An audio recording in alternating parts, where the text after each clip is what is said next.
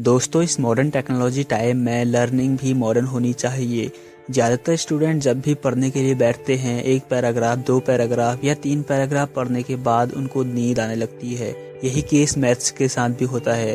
1-2 question करने के बाद हमको नींद आने लगती है। आज मैं कुछ ऐसे तरीके बताने वाला हूँ जिनको फॉलो करके आप पढ़ाई के वक्त इस नींद से हमेशा के लिए छुटकारा पाएंगी। दोस्तों, यहाँ पर मोटिवेशन काम करता भी है और नहीं भी करता है, क्योंकि ये 2 टाइप का होता है। पहला इंटरनल मोटिवेशन और दूसरा एक्सटर्नल मोटिवेशन। एक्सटर्नल मोटिवेशन आपको मोटिवेशनल वीडियोस देख के आता है। इससे आप कुछ देर तक बहुत एनर्जेटिक महसूस करते हैं, लेकिन कुछ देर के बाद वो सब कुछ गायब हो जाता है और आप फिर से नॉर्मल हो जाते हो। वहीं इंटरनल मोटिवेशन इसमें 100% काम करता है, लेकिन ये उतनी आसानी से आ नहीं पाता है। ज्यादातर स्टूडेंट को पढ़ने वक्त जब भी नींद लगती है, चाहे वो थ्योरी सब्जेक्ट हो या मैथ्स हो, वो तुरंत बाद सो जाते हैं और यही उनकी सबसे बड़ी गलती होती है, क्योंकि इस चीज को साइंस ने भी माना है। वैज्ञानिकों ने कुछ टाइम पहले ही बॉडी क्लॉक का रहस्य खोजा है और इस चीज के लिए उनको नोबेल प्राइज भी दिया गया है।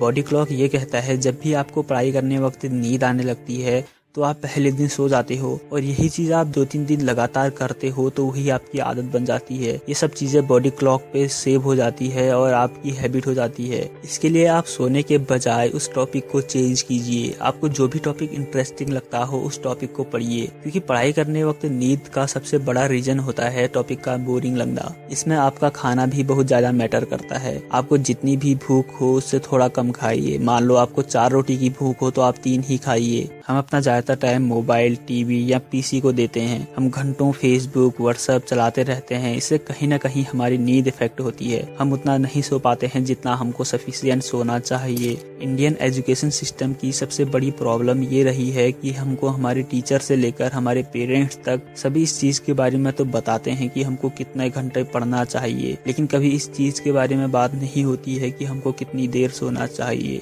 जिस प्रकार से एक बैटरी को चार्ज करने की जरूरत होती है, हमारे बॉडी को खाने की जरूरत होती है, उसी प्रकार हमारे ब्रेन को रेस्ट की जरूरत होती है, उसको नींद की जरूरत होती है। साइंस भी इस चीज को मानता है। जब भी हम सोए होते हैं उस समय कहीं ना कहीं हमारा दिमाग चार्ज होता है और ज्यादा इफेक्टिवली वर्क करता है। अक्सर देखा गया है अकेले में पढ़ने से ज्यादा नींद लगती है। हमको ये लगता है कि जहाँ पर पेरेंट्स बैठते हैं, बातें करते हैं, तो वहाँ पर हमको डिस्टर्ब होगा, लेकिन आपको उनके साथ बैठकर बातें थोड़ी करनी है। आपको तो सिर्फ पढ़ाई करनी है। आप बीच बीच में रेस्ट ले सकते हैं और इस रेस्ट में पानी पी सकते हैं या अपने पेरेंट्स से बातें कर सकते हैं।